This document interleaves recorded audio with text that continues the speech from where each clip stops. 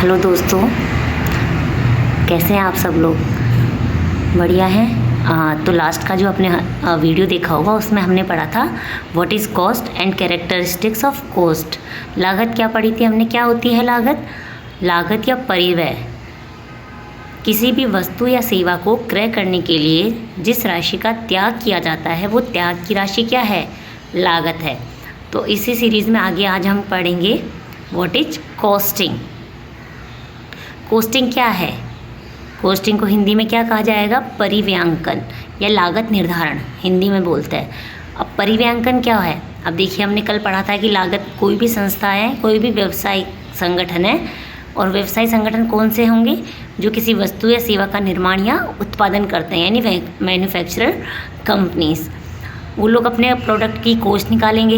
अब उन्हें कॉस्ट निकालनी है तो वो ऐसा तो है नहीं कि कॉस्ट निकाला बस कि हाँ मेरा इतने का इतने, कोई पर्टिकुलर कोई मेथड होगा, कोई नियम होंगे, उसके बेस पे क्या करेगी? अपनी कॉस्ट का निर्धारण करेगी, यानी कॉस्टिंग करेगी।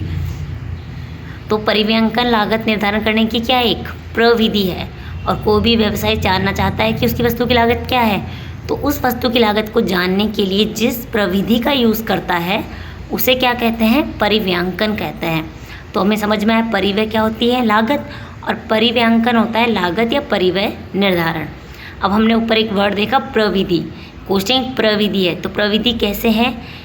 क्योंकि प्रविधि का मतलब होता है, प्रविधि उन नियम और सिद्धांतों से है जिसके आधार पर किसी भी वस्तु या सेवा की कुल लागत या प्रति इकाई लागत निर्धारित की जाती है और नियंत्रित की जाती है। तो इस सेक्शन में हमने क्या समझा कि कॉस्टिंग क्या है, और उस कॉस्टिंग क्या हो गई? एक प्रविधि हो गई, यानी कि ये क्या हो गई? प्रक्रिया हो गई, क्योंकि ये निरंतर चलती रहती है। ऐसे तो है नहीं कि आज आपने अपने प्रोडक्ट की कॉस्ट निकाल ली और अब आपको इन फ्यूचर कभी भी कॉस्ट निकालने की ज़रूरत नहीं होगी।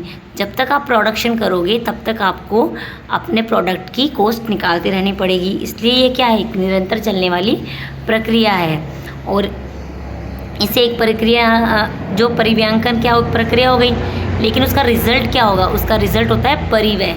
तो इसमें रिलेशन क्या हुआ हमने जो पढ़ा अभी तक? परिव्यांकन क्या है? परिव्यांकन है एक प्रक्रिया, जबकि परिव्यय उसका परिणाम है। कुछ कुछ चीज़ें होती है जो मैं यहाँ नहीं लिखती हूँ, बट मैं उनको बोलती हूँ, तो उनको भी अपने नोट्स बनाते टाइम राइट डाउन कर लीजिएगा। और ये एक एक वर्ड है ना, ये आपके लिए बहुत इम्पोर्टेंट है। ये नोट्स मैंने काफ़ी जगहों से कलेक्ट किए हैं और फिर मैं आपके सामने उनको लेके आई हूँ। तो आई होप आपको ये मेरा प्रयास पसंद आ रहा होगा। और इसी सीरीज़ में आगे हम पढ़ते हैं कि कॉस्टिंग की क्या क्या विशेषताएं। लास्ट टाइम हमने देखा था कि हमने जो डेफिनेशन पढ़ी थी उसी से हमने कॉस्ट की विशेषताएं निकाली थी। अब ये जो आपके सामने नोट्स में लिखा है ना, बस इन्हीं से हमारी कॉस्टिंग की विशेषताएं निकल कर आएगी। तो हमने जो विशेषताएं हैं उसमें देखेंगे कि सबसे पहली विशेषता क्या निकल के आ रही है कि ये क्या है? प्रक्रिया है।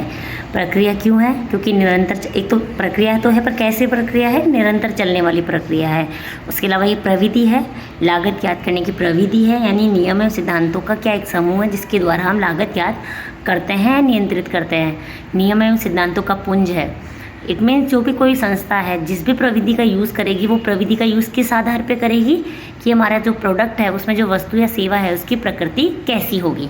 तो ये हमारी क्या हो गई? कॉस्टिंग की विशेषताएं हो गई।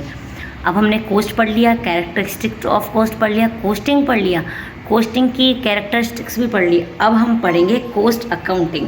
What is the cost accounting? हमारा ये टॉपिक भी है कि कॉस्ट अकाउंटिंग। तो हम पहुँचेंगे फोर्थ टर्म पे कि हम क्या पढ़ेंगे आज? हम पढ़ेंगे कॉस्ट अकाउंटिंग, और उसके बाद नेक्स्ट पढ़ेंगे कॉस्ट अकाउंटेंसी क्या है। जैसा हमने पढ़ा है, अकाउंटिंग क्या है? किसी भी ट्रांजैक्शंस को लिखने की, यानी कि उसको समराइज़ करने की, और उन ट्रांजैक्शंस को लेजर में इनमें लिखने की जो प्रक्रिया वो अकाउंटिंग कहला रही है। उसी प्रकार से कॉस्ट अकाउंटिंग क्या हुई? तो कॉस्ट अकाउंटिंग को लागत लेखांकन कहा जाएगा और परिव्यय लेखांकन भी कहा जाता है।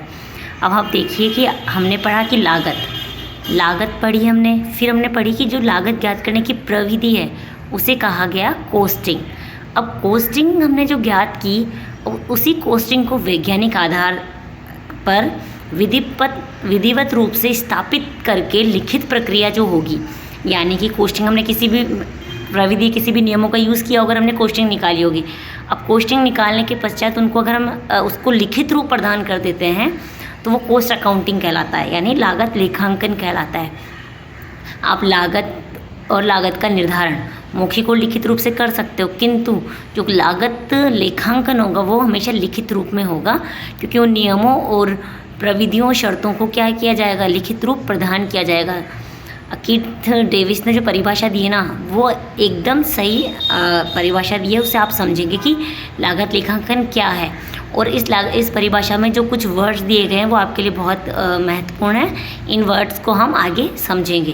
तो क्या कहा है कि कीथ डेविस ने कहा है, लागत जो लेखांकन है वो उत्पाद और सेवाओं की लागत ज्ञात करने के लिए व्ययों का अपलेखन, वर्गीकरण एवं आवंटन को प्रदर्शित करने की प्रोसेस है। यहाँ पर जो क्षेत्र है वो निर्धारित होना जरूरी है। अब हम देखेंगे कि हमारी परिभाषा में 3 वर्ड्स आए हैं, अपलेखन, वर्गीकरण और आवंटन। यानी जो हमारे एक्सपेंसेस हो रहे हैं उनको अपलेखन किया जाए, उनको वर्गीकरण किया जाए और फिर उनका आवंटन किया जाए।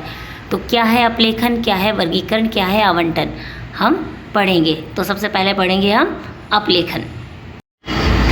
सबसे पहले हमने देखा अपलेखन, तो उसमें क्या कहा गया कि कोई लागत है वो कहीं पे भी जन्म ले रही है लागत केंद्रों पर। इसका मतलब ये देखिए, हमने कोई प्रोडक्ट लिया, कोई रॉ मटेरियल परचेज़ किया, रॉ मटेरियल परचेज़ करने पे हमें कुछ लागत लगी होगी, वो हमारी लागत को हमने वहीं लिखा कि हाँ हमने ये रॉ मटेरियल परचेज़ किया, ये हमारी लागत है।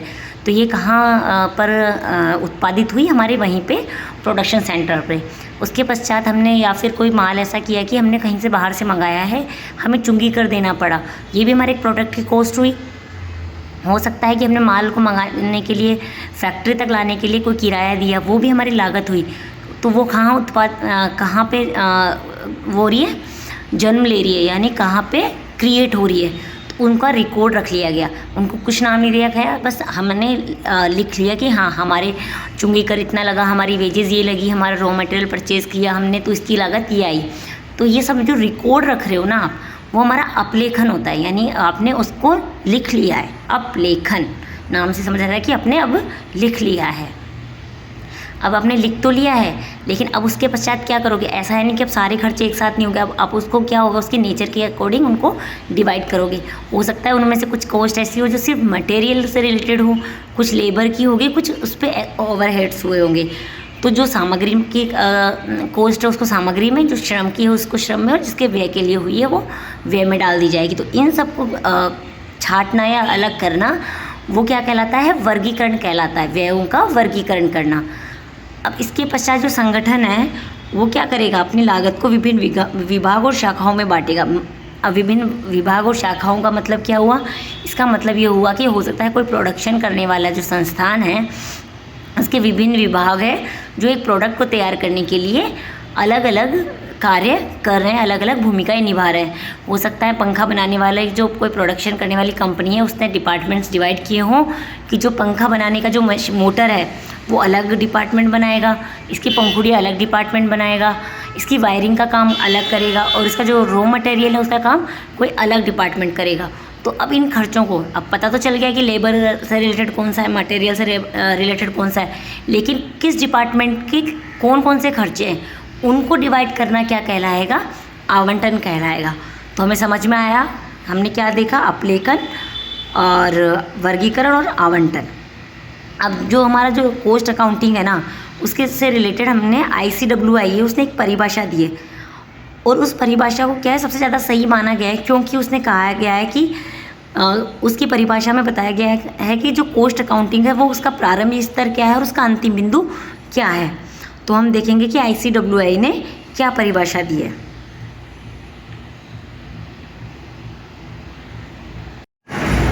लागत लेखांकन लागत संबंधी लेखा करने की उस प्रक्रिया को कहते हैं जो खर्च होने वाले बिंदु से प्रारंभ होती है और उन खर्चों का लागत केंद्र अथवा लागत इकाइयों के अंतिम संबंधों तक निर्धारण किया जाता है। यानी जो लागत लेखांकन है वो उत्पाद और सेवा की लागत ज्ञात करने के लिए प्रारंभिक बिंदु का इस्तेमाल करते हैं, और यह प्रक्रिया लागत केंद्र पर किए गए अंतिम जो व्यय हैं वहाँ तक जाएगी। यानी ICWI ने क्या किया, परिभाषा दी है, उसमें बताया गया है कि जो कॉस्ट है वो कहाँ से प्रारंभ हो रही है और लागत केंद्र और जो वस्तु है उसके सेल होने तक अंतिम रूप तक उस पर क्या खर्चा हो रहा है उनका निर्धारण किया जाएगा, उनको शामिल किया जाएगा। तो ये हमारा हो गया कॉस्ट अकाउंटिंग। अब न्यू टर्म है हमारी कॉस्ट अकाउंटेंसी। अब जो कॉस्ट अकाउंटेंसी है ना, तो हमने देखो पढ़ा, हमने क्या पढ़ा था कि जो कॉस्टिंग है वो क्या है, हमारी एक प्रोसेस है और उसका रिजल्ट क्या था, कॉस्ट। इसी तरीके से जो हमारा कॉस्ट अकाउंटिंग है वो एक प्रोसेस है, जबकि उस प्रोसेस का यूज़ करना क्या है, अकाउंटेंसी है। यानी आप प्रोसेस कर रहे हो, कॉस्ट अकाउंटिंग कर रहे हो, कॉस्ट अकाउंटिंग को जो करने की जो तरीका है, करने की जो प्रोसेस है वो कॉस्ट अकाउंटेंसी है। इसका क्षेत्र व्यापक है। क्यों है इसका क्षेत्र व्यापक? क्योंकि इसमें क्या शामिल किया जाएगा, लागत का निर्धारण, उसका लेखांकन, नियंत्रण और अंकेक्षण भी उसमें शामिल किया जाएगा। इसके अलावा जो लेखा शास्त्र होता है उसमें लागत का निर्धारण, लेखांकन, अंकेक्षण आदि कार्य आते हुए लागतों को नियंत्रित किया जाता है। अब लागत जो लेखा शास्त्र है उन संगठनों के लिए ज़रूरी होता है जो उत्पादन एवं निर्माण के कार्य से जुड़े हुए होते हैं। इन संस्थानों को क्या करना होता है, लागत लेखे रखने अनिवार्य होते हैं, क्योंकि केंद्र सरकार कभी भी आदेश दे सकती है और उस आदेश के आधार पर इनकी ऑडिटिंग या उनकी जांच करवाई जा सकती है। लागत जो लेखा शास्त्र है उसमें लेखाकार द्वारा कुछ निश्चित प्रक्रियाओं का प्रयोग किया जाता है। इसके अलावा उन सभी सिद्धांतों का भी पालन किया जाता है जो लेखांकन के लिए अथवा जो लागत व्यवस्था है उनसे संबंध रखती है। तो आज का जो हमारा टॉपिक था हमने पढ़ा उसमें कॉस्टिंग, कॉस्ट अकाउंटिंग और कॉस्ट अकाउंटेंसी। आई होप आप लोगों को तीनों में डिफरेंस समझ में आया होगा। और आपको कोई भी कन्फ्यूज़न है, किसी भी चीज़ में कोई दिक्कत आ रही है तो आप कमेंट बॉक्स में हमें अपने सुझाव दे सकते हैं। तो आपका साथ हमारा प्रयास। Thank you, keep watching. और इसके बाद जो हमारा टॉपिक होने वाला है वो है हम पढ़ेंगे प्रणालियाँ, कि कॉस्ट जो ज्ञात करने की जो कॉस्ट अकाउंटिंग है उसमें क्या है, प्रणालियाँ कौन कौन सी यूज़ की जाती है। Thank you for watching.